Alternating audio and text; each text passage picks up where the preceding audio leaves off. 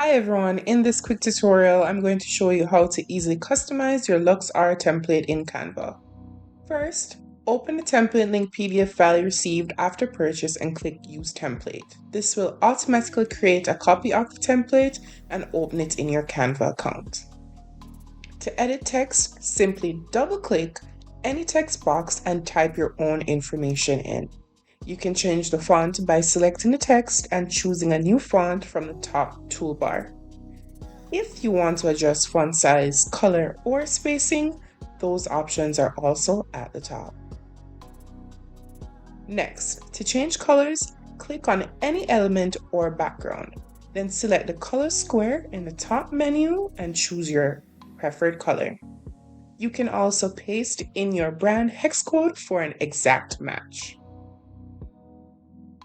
If you want to move elements around, just click and drag. Canva makes it super simple to adjust spacing and alignment using the built-in guides. And that's it. In just a few clicks, you have customized your template to match your preference. For more Canva tips and Luxe design tutorials, make sure you subscribe. And don't forget to check out our shop for more ready-to-use templates.